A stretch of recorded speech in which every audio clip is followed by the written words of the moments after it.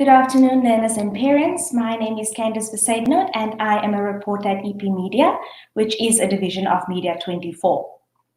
EP Media distributes 5 free express local newspapers across the Eastern Cape to over 200,000 households every week. I would like to welcome and thank all learners and parents for attending this webinar, as well as the panelists for taking the time to advise our youth and leaders of the future. This series of career webinars, sponsored by Isuzu in South Africa, is aimed at equipping and empowering high school learners across the country with information to make one of the most important decisions in their lives. This is the 5th of a series of 6 webinars which are presented once a month. The link to the first 4 career webinars, which focused on career guidance in general, the Isuzu Chair of Mechatronics at the Nelson Mandela University, careers in the 4th Industrial Revolution and artificial intelligence, as well as careers in education, are available on the Express Facebook page. All the webinars are recorded and can be used by life orientation teachers in class for learners who could not attend the live webinars. The benefit of attending the free live webinar is that you have the opportunity to ask questions to the expert panelists. You can also win a prize for your school. Today's webinar is about journalism and the media and communications industry.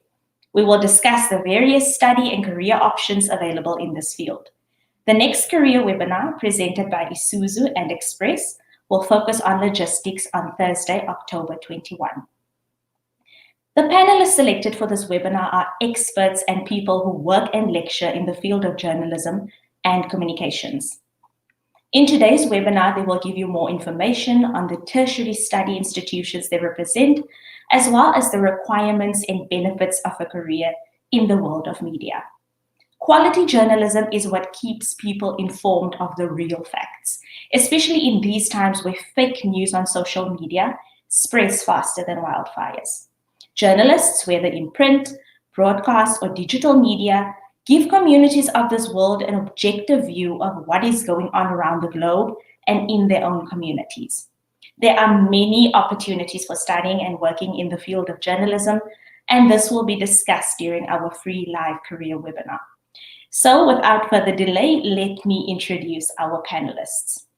First up, we have journalist and academic Linda Fekisi. She is part of the Independent Institute of Education's Central Academic Team, where she works as a head of program for journalism in the Faculty of Humanities and Social Sciences. Hi, Linda. Hello, Candice. Thank you for having me. Thank you for joining us. Also on the panel, we have journalist and lecturer Cindy Preller. Cindy is a lecturer at the Faculty of Humanities in the Media and Communications Department at Nelson Mandela University. Welcome, Cindy.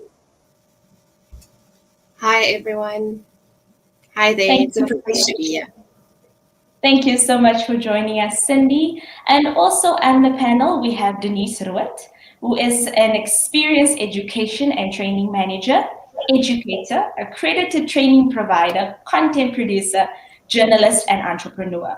She is a former campus dean and registrar of AFDA PE Private Higher Education Institution in Nelson Mandela Bay and owns and manages the Media Workshop. Hi, Denise. Hi, thanks for having me. Thank you for joining us, Denise. Before we start our discussion, we will quickly show a video clip of reporters and editors who work in some of Media 24's newsrooms in South Africa. Good day, learners. I am Betty Gilume-Rousseau, EP Media publisher and regional editor. We publish 5 free local newspapers across the Eastern Cape. I started as a general news reporter at the Daily Afrikaans newspaper almost 30 years ago. In those days, there were not many universities offering a qualification in journalism, and most of the time it was only offered as an honors qualification. So I was fortunate enough to be appointed as a reporter straight after obtaining my BA degree at the University of Port Elizabeth. I guess I became a reporter as I grew up in a home where newspapers and magazines were a daily and a weekly read. My father bought his newspaper every day and he spent at least an hour reading it from front to back. I also enjoyed languages and I'm a very curious person by nature. I always want to know what is happening when I see people gathering. And I can sit and watch Sky News and other news channels for hours on end. I just love news. Being a good writer doesn't, however, make you a good journalist. I think good journalist is not the correct way to describe what people in a newsroom do.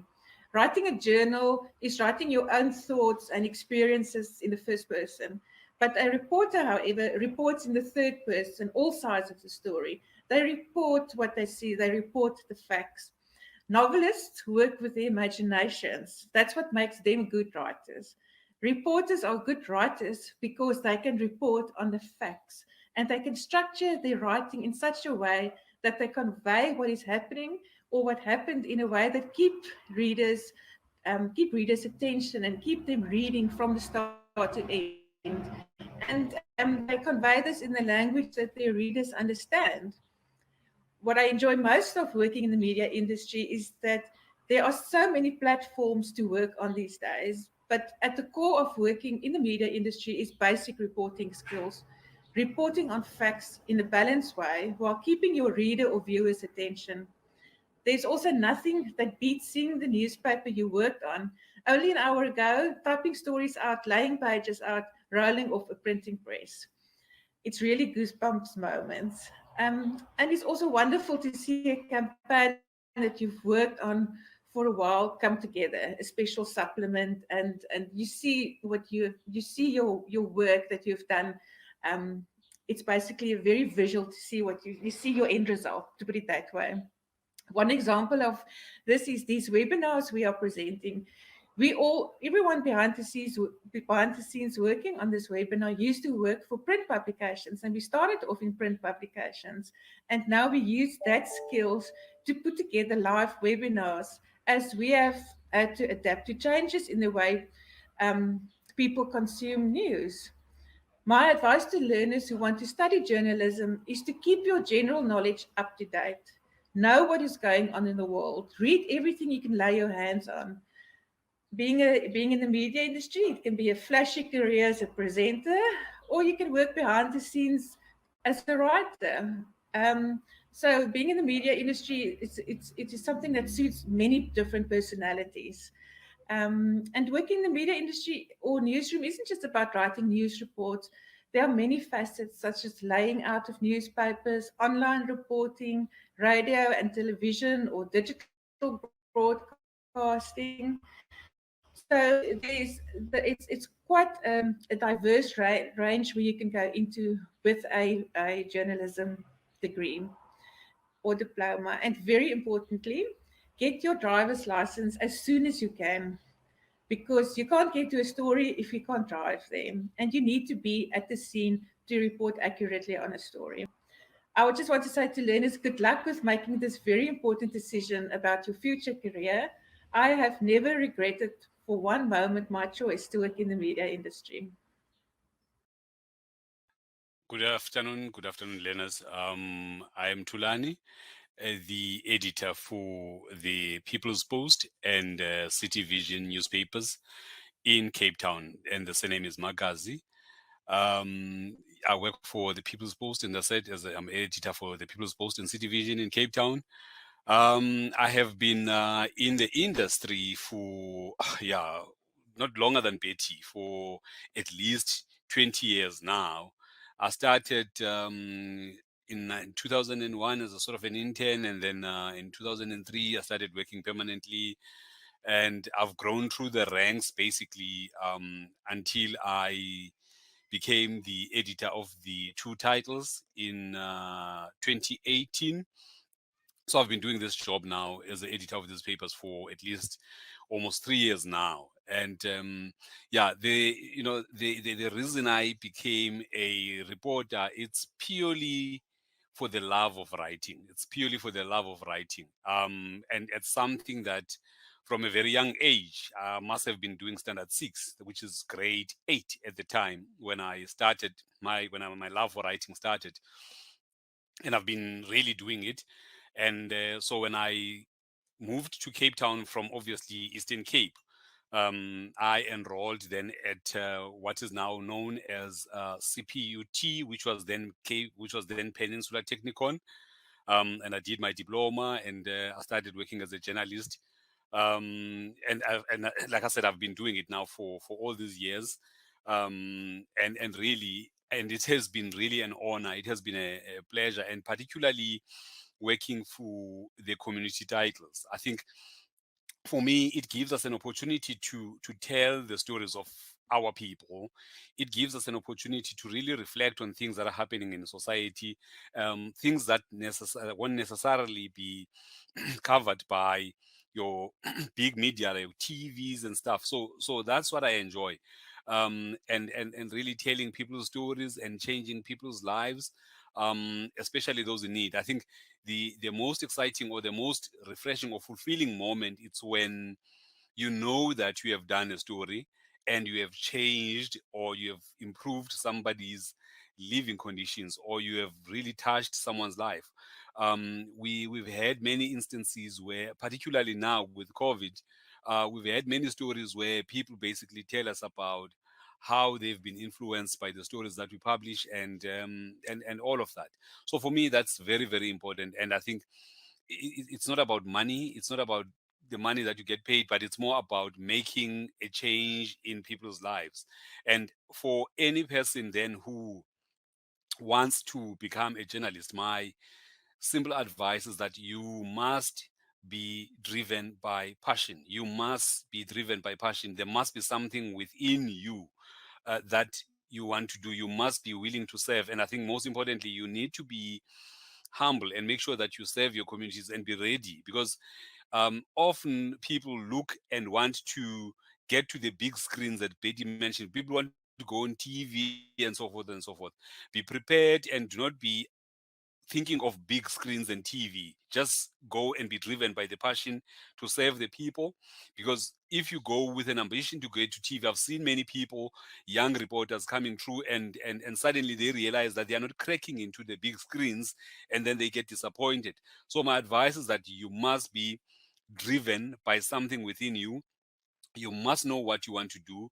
You must have the will to really touch people's lives, because at the end of the day, when you are a journalist, you go into areas where nobody else would want to go. You go into the squalors, you go into most remote areas that nobody else, because you need to tell the stories. So my advice is that you must know and understand exactly what you want to do, and like I said, be driven by passion and understand that your role is to influence and change people's lives. Good day, learners. My name is Tandi Sedogwe. I'm a journalist and I'm a layout artist for EP Media. I became a reporter. I've been a reporter since 2012. I started off when I was still in varsity. I was actually I started doing a Link FM. We have a partnership. We had a partnership at Walter Sisulu University, where you could, for 6 months, be part of being part of a news radio station, which was Link FM, that was based in East London. So I then worked there for 6 months, and I was we had to research our own stories, and I became a broadcast news reader, and that's when my passion for broadcast began. I then moved to, when I was doing my in-service training, I then worked for our publication, which is the Wusu News Agency. And that's when I was a reporter. We had to write our own stories, and we used to go out into the field and do pictures. And that's when I started actually really developing a love. And I then graduated, did my journalism, graduated, and like every other graduate, I struggled to find employment, and that's when I started doing voluntary work. I did voluntary work and worked for a community radio station in Butterworth, which was called Kanya FM. There, I was also a news reader, and we would also source our own stories and then from there on, I moved, and I then moved to another community radio station in Queenstown, and I worked for Lukanji FM, where I was also a news reader there. it was thereafter when I got my big break and I was called in for an internship at the SABC, and I started there in 2016. And that's when my love for journalism actually broadened, because I got to get an experience of both radio and TV. And in 2017, my big break came when I started working for EP Media. I think I've always known that I actually wanted to become a reporter, because growing up, I've always had a story, a love for storytelling, and it started like even when I was very young. Actually, when I was still in primary school, actually from grade one, I used to enter Eisteddfods. My teachers would always like choose me for Eisteddfods, and I'd go do Eisteddfods, and I'd come back with gold medals. And yeah, I've always been like, that person that can do, like, I've loved debating. I would do all sorts of things. So I guess that is when everything then fell into place, and I then started doing that. And then when it comes to enjoyment, what I love most about journalism is the fact that we get to tell these life-changing stories. And I think the enjoyment is when you get to really see that your story has impacted, positively on someone's life. I remember a couple of years back, I did a story on a child who she had a health condition, and I went to the township, and I went to report on that story. And within a week, like there was a call that we actually received, and my editor she told me that we received a call, and there was some man who had actually volunteered to actually help this family, and it was such a life-changing experience, and it was so heartwarming. And he actually wanted to remain anonymous, so there's nothing he wanted to gain from it. And I mean, those are the type of stories we want to share and tell as reporters. When it comes to the advice that I would like to give to up-and-coming journalists, I would say don't do it for the money. Definitely don't do it for the money. I think just do it for the love. Do it for the love, and you will never go wrong. You will never go wrong, and you'll never have to work a day in your life. There are many beautiful and life-changing stories to be told out there. Thank you. Those were really some lovely insights and advice from both our reporters and editors, and it's always great to hear a little bit from both sides. Before we get to our panelists, I would like to remind you that you can ask the panelists questions by typing your question in the live chat. Firstly, I would like our panelists to introduce themselves. Linda, could you please tell us more about your background in the media industry? Gladly, Candace. So my journalism experience in print, broadcast, and digital, it spans over a decade. As a journalist, I am really an avid supporter of contextual storytelling. I like exploring hidden narratives, and I just also believe in challenging misrepresentation. I'm not only a journalist, but I'm also an emerging academic. I have a master's degree in communication science, and I'm currently reading towards a PhD in communication. At the Independent Institute of Education, I am responsible for the journalism qualification. That's great. Thank you so much, Linda. Next up, we have Cindy Prela from Nelson Mandela University. Cindy, please tell us more about your background in media and communications. Sure, thank you. So I started out my career as a journalist and later a news editor at local print newspapers in Nelson Mandela Bay. I also worked at the PE Express, which was really a lot of fun and an excellent learning curve. I learned about page layout at the PE Express. And this skill actually helped me to get a job overseas at a university in Australia, where I worked as a communications officer. I've since worked as a corporate communications consultant and also worked for an NGO before I joined Nelson Mandela University as a lecturer in the Media and Communications department. I also have a master's degree in journalism and media studies. Amazing, Cindy. Thank you so much. We also have Denise. A big welcome to you, Denise. Please give us some background on your career. Hi, thanks very much. Like Betty, I've been in the industry for more than 30 years, longer than Betty even. I started out at the SABC as a television well, after a short stint in radio as a television news writer and reporter. I wrote on the news desk initially, and then I became an acting news editor for Good Morning South Africa. I'm sorry, I'm hearing an echo. Am I the only one? I actually think you're fine. I think on my side, you Oh, sound am I fine. fine? Thank you. You can Okay. continue. Okay, so I became a field news reporter. So I worked on the desk in Johannesburg as acting news editor. I then became a field news reporter in the Eastern Cape. I was lucky enough to be an international correspondent for the SABC. So I was there for about 10 years. Then I went into the academic field, and I was among the people who started the BA Communications and Culture, Media Communications and Culture at Nelson Mandela University, which was then University of Port Elizabeth. And I was brought in especially to help curriculate the more practical components of the qualification. I then coordinated the journalism program at the Nelson Mandela University, then the PE Technikon. I then moved in. I saw there was a gap between industry and academia at that stage in 2008.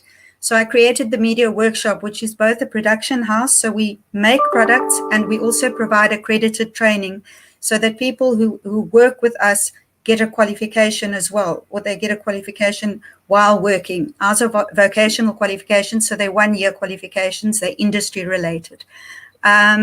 During the time, I've also, as you said, I brought AFTA to the Eastern Cape, and I was the Dean and Registrar for 3 years to get the AFTA Film School here. And I also published a community newspaper, believe it or not, in Xhosa, which I can't even say, but I published it. It's amazing, Denise. Thank you so much. I find it quite interesting that you said that you were one of the first people who started with a BA Media Communications and Culture degree, because that's actually the degree that I did. It's more commonly known, for our viewers, it's more commonly known as BA MCC.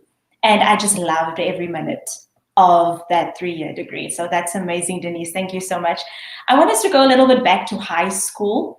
And I want to know, how did you get to pick journalism as a career choice? Linda, would you like to take this question? Yes, I'd like to gladly. So Candace, since it's Thursday, let me be a bit on the cheesy side of things and do a throwback. I'll throw it back to grade 10. Grade 10 is in high school where we have to select subjects. So when I had to select subjects back in grade 10, I'll be really honest. For me, it wasn't really about matric or what I will be when I graduate or when I leave school. But the choice for me was more about, I think I was more excited about leaving home. I was excited about the prospects of having to find new experiences, being away from home. So that decision was based on that. I started being serious about applying to university in grade 11, and a former teacher of mine at the time actually advised me, because her daughter was going through the same process. She was busy applying, and then that's when she told me that actually your grade 11 marks are quite important. So I used my grade 11 results to apply at the only university that I applied to. And I had options, right? I had options that were based on my mathematics, physical science, and biology choices. But my second option was not something in the BScs, but it was journalism. And journalism for me was based on a personality SWOT analysis. So I am a very curious person. I am very inquisitive, and I like telling stories, and I also like having conversations with people. And my last option was law, possibly. And I think law, maybe because of peer pressure or parental expectations. I think it's something my father wanted me to do. But when it came down to it, maths and science showed me feelings. Those formulas and those formulas were not communicating. And when it came down to it, I picked journalism, and here I am today, a qualified journalist. It's great, Linda. I find it so funny that you said that mathematics and science showed you flames, because they showed me flames too. I think science was okay, but mathematics, no. Luckily for me, I loved languages, and I always knew, journalism is the way to go for me. Thank you so much, Linda. I think our viewers would like to know what characteristics you need to become a journalist. Cindy, what would you say? Okay, thank you, Candice. You actually answered my question a little bit for me, so thank you. It's a love for languages, as you said. So just enjoying your languages at school. Um, Orals, if you want to go more into broadcasting, or essays, that sort of thing, in all languages. Journalism, we broadcast and print in all our languages. So all the languages, the more languages you are proficient in, the better for you as a future journalist. So definitely your love for your languages, reading widely, and just to have a natural curiosity. So it doesn't necessarily mean you have to know what's going on in the world in terms of gossip, but it's more about what's happening in your community, what's happening in your neighborhood, and politics, economics. So for instance, with the elections coming up in November, do you know who the candidates are in your suburb? Do you know how a voting process works? Things like that, things that would possibly help you in your future when you go into journalism. And then lastly, probably the most important one would be tenacity. All of the other things I think you can learn: confidence, creativity, learning how to be an ethical journalist as well. But the most important thing I think would be to stick it out through difficult times, to have that tenacity, and when things get really tough, to push through and get the best story that you can. That would be a good characteristic to have as an aspiring journalist. As the older journalist might know, before we used Google and Facebook, we used a big, thick telephone book, the Yellow Pages, to find people, sources. So if your source's surname was Smith or Van der Merwe, you had pages and pages of people that you had to phone. So that's the type of tenacity that you would need. I'm actually glad that we have Facebook then and Google, because I feel like it makes my life easier then. Thank you so much for that, Cindy. What about the characteristics of a good journalist?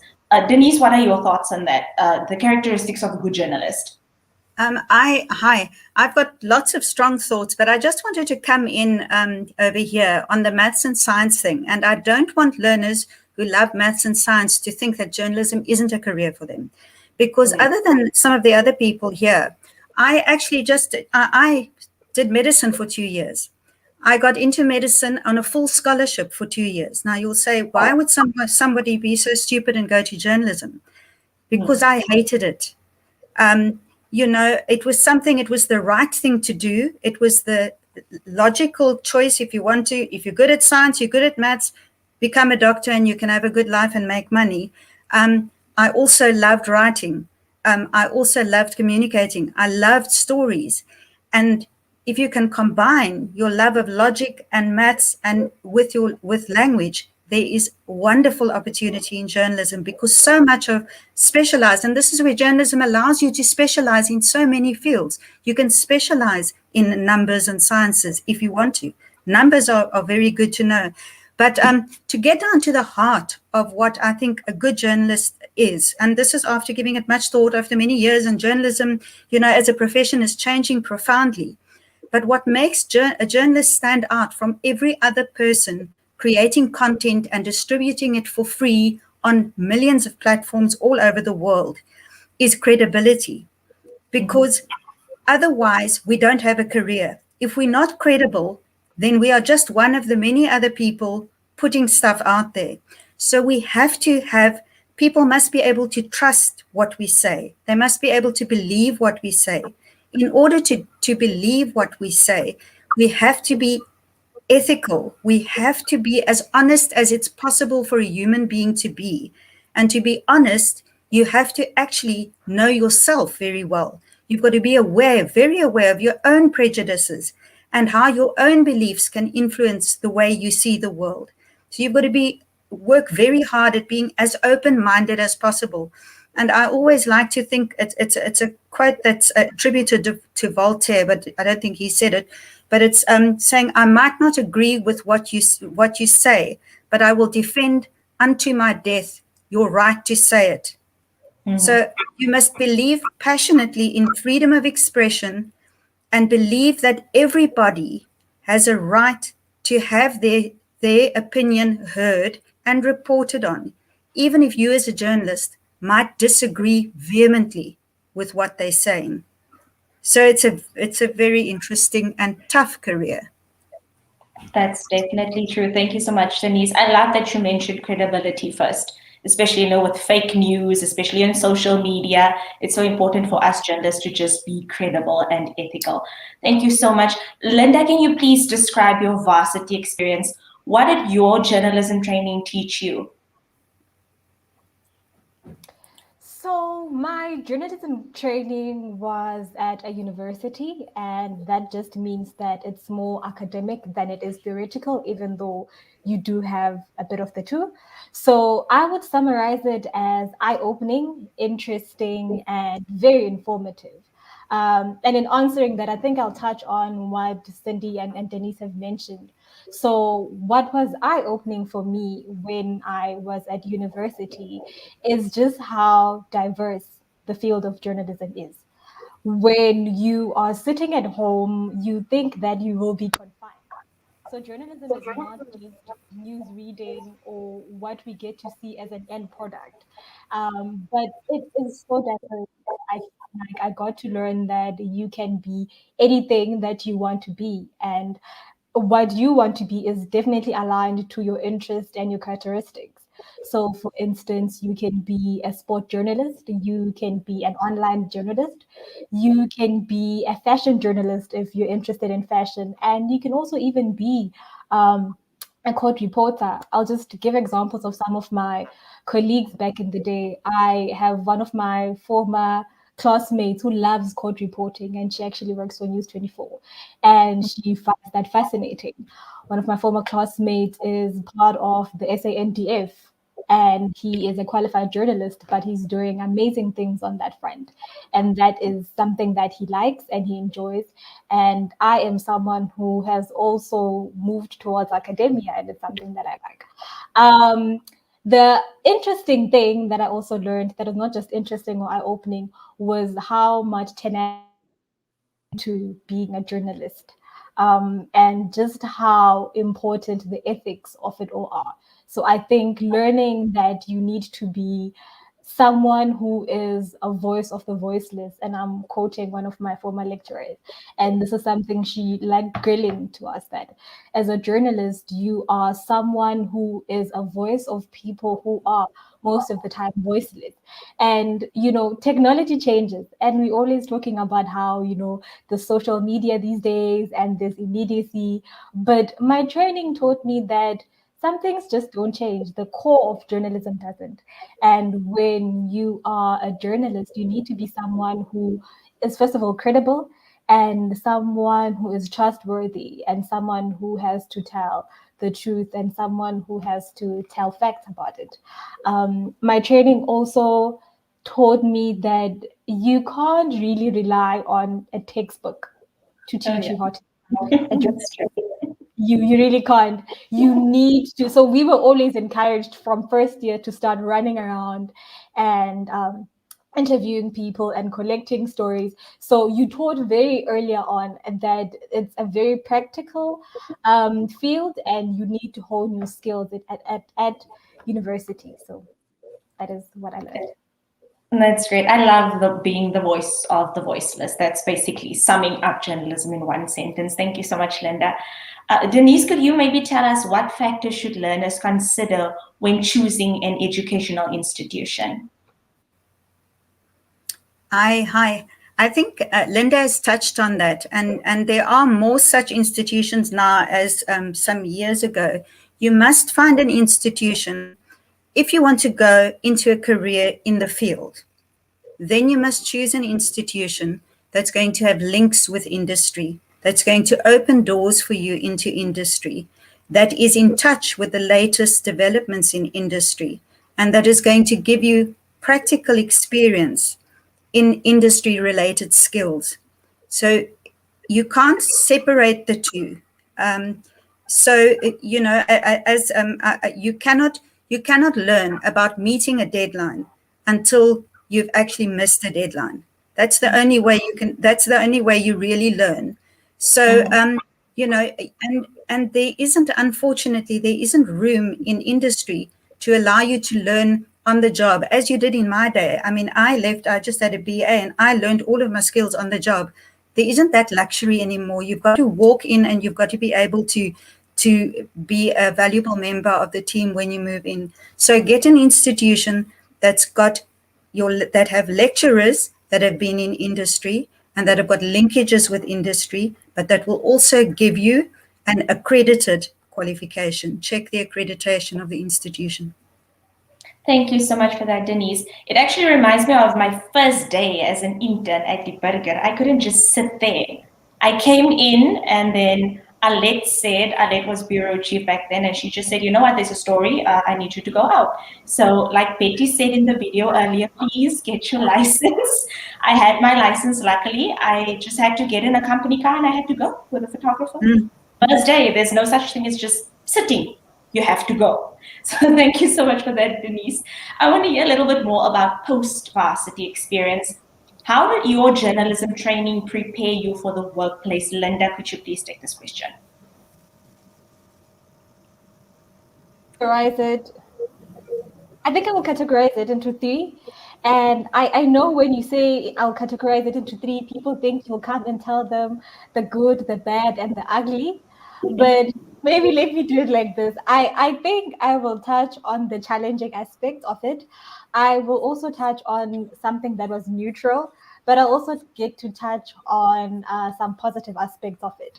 So the challenging aspect for me after varsity is the realization that you do not live in a bubble. Just because now you've graduated and you are this qualified journalist, you have this degree, you are still stepping out into the real world. Stepping out into the real world in a country like ours means that you are stepping out into an environment where the unemployment is high. And you do get affected by that as a graduate. And because you do get affected by that, you also get to understand that because you have a degree, it's not certain that you will find a job. And not only because of the high unemployment rate, but because then there is you have to, what is this word? I'm losing my word. Like, you have to compete. Yes, you have to compete. So there's so many other people who have graduated just like you, and you need to have certain skills that actually make you stand out to all the other people who are going to be lining up that want to have the same job that you want. The neutral part of it is actually how important your skills are. And this is something you probably have both touched on. One of my editors, when I was still training, was saying how, and she was old school trained, and she was sharing how when she got her job, she was excited, she had honors and couldn't wait to start. And the realization that she actually found was how less interested in the degree she had. The editor was like, look, I don't really mind that you have a degree. I just need to know that you understand the job. And those are things that you learn at university. I also got to understand the importance of the theory, as much as I did. And I am grateful for the practical experience that I got. But I was also just so grateful of understanding the theory because, as you would know, what separates a good story from a bad story is just how the journalist tells it. And, you don't just prepare for an interview based on what general knowledge or a quick Google search. But you need to understand the theories of communication. You need to understand what sociology says about protests. You need to understand anthropology and where people come from, and you need to understand the psychology and how to handle communication, and how to deal with your sources and how to get that story. So that is what I learned. And lastly, on the positive side of things, after university, I think I got to see firsthand what I wanted to do and what I definitely didn't want to do. So, Candice, you laugh at this, but at some point in my life, and maybe some friends will attest to this, I thought I will cover, war crimes. I thought I'd go to those areas where there are bombs and, I'll just be there, covering, coming to you live. Yeah. So after briefly covering Christmas for in our country, I realized firsthand that no, not for me. My life is too precious, life is too fragile, and just the traumatic experience of it all just made me see what I don't want to do. But fortunately, because of my academic background, I think I was fortunate because then covering Fees Must Fall is what sparked my interest for research. And it is what sparked my interest and in finding the gap that we have in the industry, because as much as it's good and we have these textbooks that teach journalists, I think there's a huge market for people who are actually journalists to be the ones who are producing those textbooks and producing that knowledge, and not just general journalists who come from other countries or who come from other parts of the world. But I think we need South African journalists and South African academics to contribute as to the context that our graduates will find themselves in, because it is the who, what, where, and how is completely different in South Africa or in Cape Town than it is somewhere where most of these textbooks and knowledge comes from. So yeah, that is just what I learned after varsity. Thank you so much for sharing your post-varsity experience, Linda. I think we should move on a bit to career paths. I think Denise should take this question. What career paths are open to a journalist, Denise, especially in television? What are your thoughts on that? Where do I start? It's in television. So I've always been, I entered journalism because I love television. I didn't get into television because I love journalism. So that's the first thing. I wanted to be a famous movie star. See how far that got me. But in television, okay, the core skills of a good journalist are being able to take vast amounts of information, crystallize it into a short form that can communicate the essence of the story the most effectively and efficiently to the relevant target audience. It's a skill that you can apply to numerous careers. But in television, if you look at television, which my passion, it's not just the guy that stands in front and says Denise Road, SABC, Port Elizabeth on the screen. That's the television news reporter. There is content that is factual content is seen all over television screens, all over screens around the world, on your cell phones, on your laptop. So factual content is very big and it's a very lucrative industry. And a journalism background prepares you for factual content production. When I talk about factual content production, people don't always even realize it's factual. Magazine shows on television, well, even magazines, it's journalism. Even some of the best chat show hosts, they start out as journalists because you need to chat about things that are relevant to your audiences. Then you can go even further. Then you can go into documentaries. Documentaries are, well, I love documentaries. Most people do, and they also make a lot of money. They're becoming ever more popular. So you can go into documentaries. You can go into documentary series. You can go into crime series, which I like crime myself. I was one of those who liked to go to the murder scenes and things.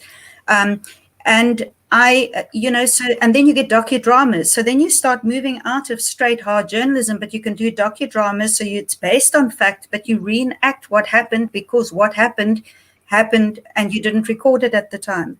And then you start moving, and from there you can even go into fiction. And why I say that in my career, I mean, I've published a Xhosa community newspaper, and I've also produced a sitcom for television, and I've also produced a Christian magazine show. I mean, it's just the journalism, you can apply it to anything you want to. It just opens up. You've just got to think open up your mind and think about how we're using communication in every single industry and how important communication is. and you can apply those skills that you learn as a journalist in all of these spheres. I love the passion in your voice. Thank you, Denise. Some lovely advice. So we have to touch on something that is really very real in South Africa, especially, which is unemployment. So with graduate unemployment quite high in South Africa, what can students do once they graduate with a qualification from your institution if they do not find work straight away? Cindy, could you please take this question? Yes, okay, so that's quite a tough one. We all know graduate unemployment is high. No matter what your qualification, whatever, it's tough out there. Newsrooms, especially, are being streamlined, so there's less and less positions available for journalists. But then on the upside, there are new jobs that we've never even heard of 10 years ago. Touching on what Denise said about just everything to do with communication nowadays, could perhaps, with a journalism background, you could work in an industry that you've never even heard or dreamt of before. So some of those new jobs that's out there would be a content creator or an influencer, for instance. So it's important that the institutions, tertiary institutions, teach entrepreneurship as part of the coursework. So preparing students not for their dream job, but perhaps for their dream company, so that they can own their own companies one day. So just to change that mind shift, because traditionally we're always looking for the dream job, but we could actually start our own thing and be quite successful at that. So with the BA Media, Culture and Communication, and also the Journalism Diploma and the Public Relations Diploma at Nelson Mandela University, students are encouraged to get practical work experience, even if they don't get paid for it. Unpaid, volunteer, wherever they can get a foot in the door, we encourage them, and we also build strong ties with industry to create, especially for our senior students, internship positions, where once they're graduated, they don't just have a blank CV with their qualification, but they also have all this practical experience to complement their academic qualification. So students in the journalism diploma, students that do the journalism diploma, they have their own, they get taught how to create their own blog website. So they can write stories for their own blog website and publish it themselves. And then the design and the film students, the senior students, they also have an exhibition at the end of the year where they can also showcase their practical work. So I think that's just one way of preparing students a little bit to give them some practical experience. Thank you so much for your lovely insights, Cindy. I definitely also agree that the practical experience is so important in journalism. I'm sure our viewers are wondering if journalism is a career where you can be creative. Denise, what would you say?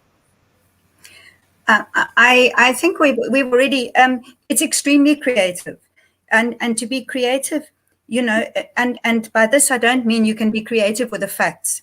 There's a sort of joke in newsroom that you say, never let the facts interfere with a good story. That's not true. You have to stick to the facts, but to tell those facts and in a way that is going to communicate the message most clearly, and it's going to resonate with the audience and have an emotional impact and even change the way they see or view the world, and even literally change the world, then you need to be very creative. And it's actually not only creative, but you are in a very powerful position to change attitudes and to change the way people see the world. And I'm talking these big, but I'm talking about, like, if you look working for the massive television channels, or even online now, you can. So it's a very creative thing, but especially in television, you can start thinking then it's the words mixed with the pictures, mixed with the natural sound. It's this perfect blend that I always say, if you get it right, then you can if you can add the words and the pictures and the sound, it's 1 + 1 + 1. And if you can make 10, if you get that sort of magical blend of the three, then you're creating something that's not just a hard news story, but it's really a work of art. So yeah, I find it that's for me is the nicest part, is actually the creative component. Sorry. Thank you so much for that, Denise. I want to touch a little bit on COVID-19. Cindy, how has digitalization and COVID-19 impacted news production? What values remain the same in journalism? Okay, so as I mentioned, there's lots of new jobs because of digitalization, and young people, especially the younger generation, they consume news in a different way, mostly online and not so much in the traditional print media. So there is a fear of fake news. So it's important to make sure that you have a credible source of information and to avoid falling into the trap of fake news. But definitely digitalization, it's the 30 most in-demand skills by 2025 would be a digital marketer and a graphic designer. So that's all things that you can easily do with a journalism background. But so the digital space is definitely growing, but unfortunately, it grew a lot more with COVID-19, the impact of COVID-19. Some magazines had to close down, for instance, in South Africa last year. But the digital space is an exciting place to be and to work in. And with COVID-19, some other problems also crept in, and that would be it's more difficult to have face-to-face interaction with your sources, especially for journalists. Journalists are at the front line of a crisis, and now they have to do it with a screen or a mask. And so it's a little bit more difficult to get to your sources.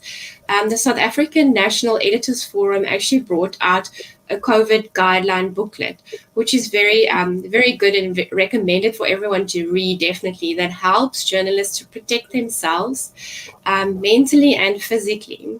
So that's actually something I feel quite passionate about, and that is there's an entire chapter about mental wellness for journalists, because you do deal with extreme things, crime, good things and bad things, and it's very important to always look after your mental health, especially during a time of crisis such as COVID-19.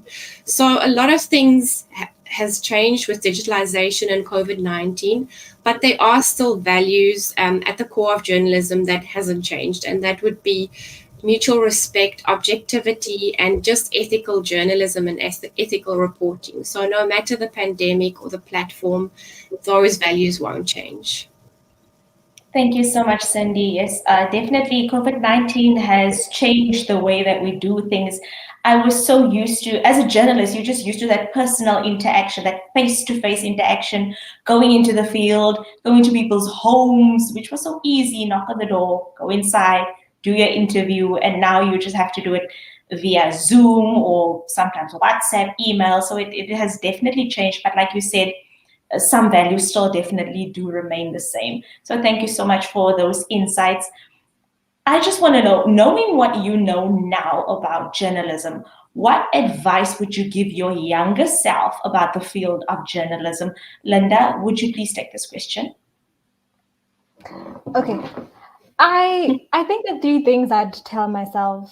The first is believe in the power of your own voice. And I know I come across as if I am some motivational speaker, at the risk of sounding like a motivational speaker. But I say that because our field is actually so challenging, and a lot about our field has to do with the content of your character. And if, as a journalist, you are someone who does not have your own voice and you are someone who is easily swayed, before you know it, you might not even just be a journalist, but you might be running some other people's PR. But when I say, believing in the sound of your own voice, as a journalist, I'm also saying that you are in grade 10 and in 11 and maybe in 12, but you still have ethics. You still know what is right and what is wrong. And that is not something that changes when you graduate. You don't just automatically download ethics, or it's not a drive-through or a quick app that can teach you how to be ethical. But also just believing in the sound of your own voice. Also, I think it extends to maybe creativity as well. And maybe this touches on my second point, which is, keep an open mind. 10, 15 years ago, when I was in exactly the position that you're in now, I would never have imagined that my career would take the path that it had. I am actually an introvert. Sometimes I'm very introverted. And when I thought about journalism, my misconception was that I have to be an extrovert. And I think I've come to learn that almost about 80% of us, and this is, I've told you about my relationship with the numbers. So, but I think my point is most of us are actually quite introverted.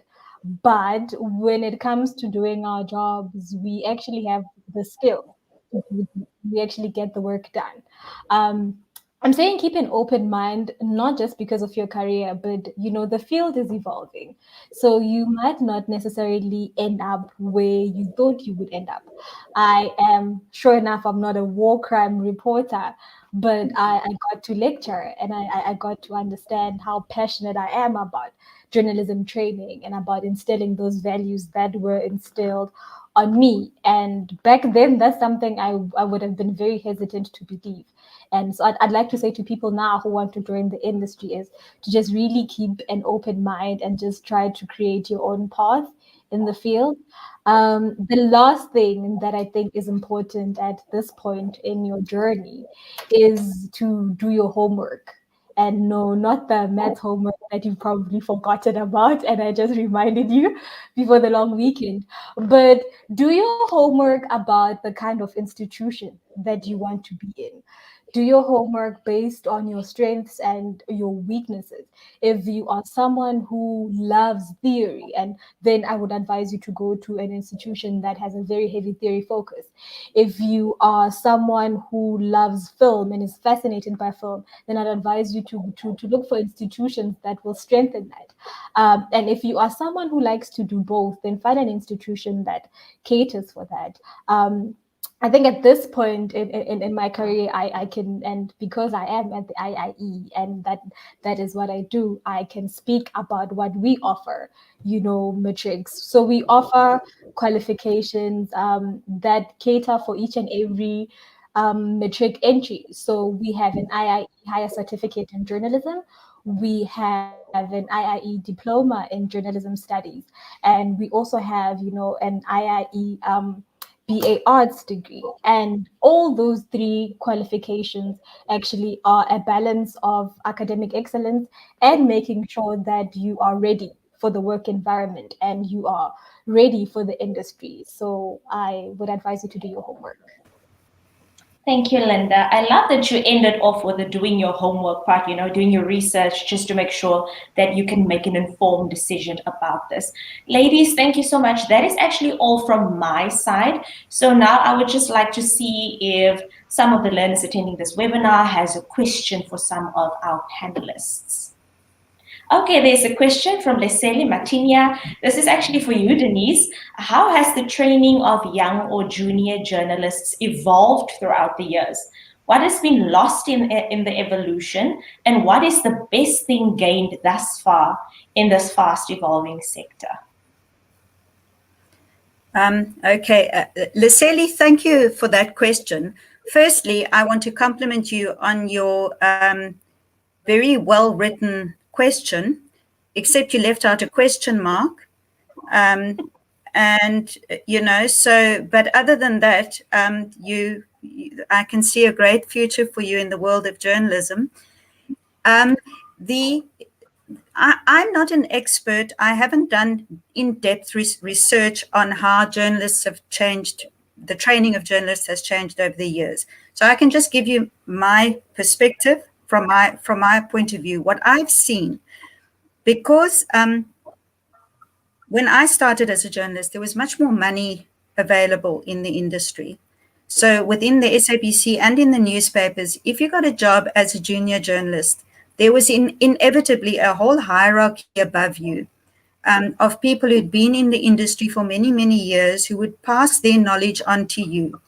You would not be have to take responsibility for big stories on your own until you have shown that you have the necessary skills and experience to do that. And experience is something that you don't gain overnight. So while you've got to be able to get in and do the job immediately, there must be somebody who knows a bit more than you do that can alert you to any of the pitfalls and that can help you out and not expose you to possible litigation afterwards or errors in your reporting. And but now there isn't so much money. So newsrooms, the older, more experienced people are generally more expensive. So then newsrooms become juniorized and people come in we don't have the necessary experience.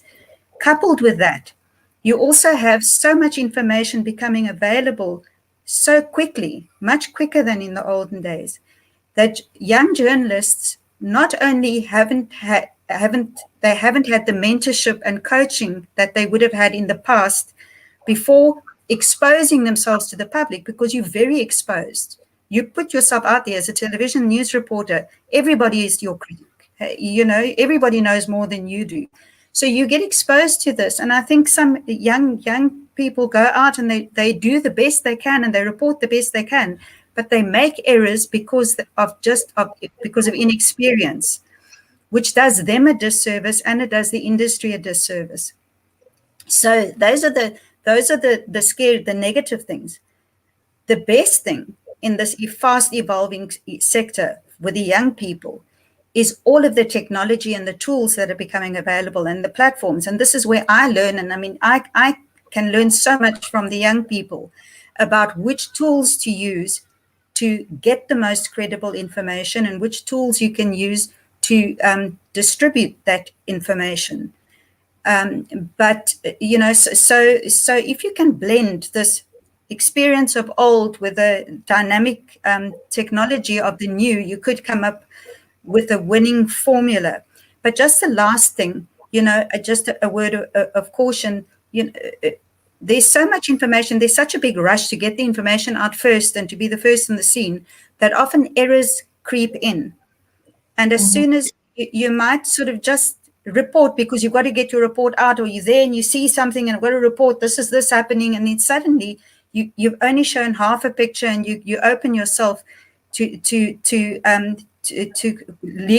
questioning. And so maybe journalists should be able to step back a little bit and rather report right, focus a little bit more on getting it right rather than getting it out first, because there's so many other people already getting it out first. It's my little 5 cents worth. It's worth a lot. Thank you so much, Denise. And thank you, Leslie, for your question. Let's see if there's another question coming up. There's a question from Ryan from Grey High. What do you enjoy most about working in the media and communications industry? I think we can give this question to Cindy. Okay, sure. So every day is different. That's the best part. So if you're somebody that gets bored quite easily, then journalism and the media communications industry is definitely for you, because no one day will be the same as the next. Yeah. The one day you could be meeting the mayor, or the next day you could be in a really unfamiliar area where you've never been in your life. So that's why journalists are always dressed quite casually, because you never know where you'll have to be and what shoes you need to wear, especially for the ladies. You can't wear high heels on the beach, which is something I found out the one day when I had to go look for an elephant carcass on Brenton Beach outside of Knysna in the middle of December with everyone in bikinis, and I was in office wear. So no, it's fun. Every day is different. That is definitely true. It's actually quite funny, Cindy, because I remember you taking me back to when I was in grade 11. I knew already by then I wanted to be a journalist. And I had the opportunity to actually have a Christmas lunch with a seasoned journalist who was a friend of my cousin back then. And he told me about a story. He went on a story. They had to do something at sea. I'm not sure what it was. And then they had to get in the helicopter. And then there was this intern just running around in high heels.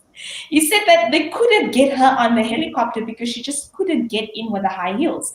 So that is definitely important. We never know where we're going to go on any given day. So I just make sure that when I come to work, when we do work from the office, I have an extra set of everything in my car. So in case I have to go attend a funeral or memorial service, I do have a nice dress and some heels, but I also have jeans and khakis, casual wear, basically. Thank you so much for that. Let's see if there is another question. Candice from DF Malherbe, how important is it to combine practical experience with theoretical learning? What can one do to get practical experience? Linda, could you please take this one? Candice, I think what I can tell you is that it is very crucial. It is really important. One has to come with the other. You can't just be focused on one and not have the other. So I think most institutions, even though they focus more on the other, but you do get basics. So for instance, I said I was at an institution that was academic, but because we were encouraged, to go around and find stories and hone our skills, I got my first job while I was at university. I think I was in second year, and I got to be part of a documentary on xenophobia. So I was part of a national documentary, and I just did the section on the Free State. And like Cindy said, a love of languages. Even though I am closer speaking, it was in Sesotho, and Sesotho is a third language for me. And if I in political science, I wouldn't have had interest in the xenophobic attacks, or if I didn't understand international relations, if I didn't understand communication, which is the theory of it all, I don't think I would have managed to do the job as I did it. And if I didn't have any recording skills, or if I didn't know how to interview, I would have probably not have received people, or B, I would not have had authentic answers that I got from the people that I interviewed. Thank you so much for that, Linda. I don't think we have any more questions from any of our viewers watching. So I just want to thank all the learners and parents who attended this webinar. You will find more information on our upcoming webinar on the Express Facebook pages. Here you will also find a link to the recording of today's webinar. A special thank you to our panelists for their time. I'm sure that you have definitely lit a spark or steered many of the learners watching in the right direction to make this important decision. I would like to give every panelist the opportunity to end off with a final word of advice. Linda, maybe we should just start with you again. Final word of advice, please. Keep an open mind. You are a journalist, but we are actually very diverse and multi-skilled individuals, and we fit into so many job categories. So keep an open mind. Short and sweet. Thank you so much. What about you, Cindy? Final word of advice? Okay, I would say be brave. Sometimes when everyone is running away from the fire, you'll be running towards the fire with a camera. So just be brave and believe in yourself and that you can do it. That's true, definitely. Thank you so much, Denise. A final word of advice? I would say just follow your passion, but and if journalism is your passion, then question everything. And even now, start questioning whether you can believe what all of us have just told you. Great. Thank you so much, Denise. Ladies, you have been absolutely amazing today. Thank you so much for your time. I hope that you'll have a lovely evening. Please enjoy the long weekend, relax, maybe go to the beach a little bit. Thank you so much and goodbye. To our viewers, thank you so much for watching. See you at our next live career webinar where we will discuss the opportunities in the field of logistics. This will take place at 5 p.m. on Thursday, October 21. Thank you so much and goodbye.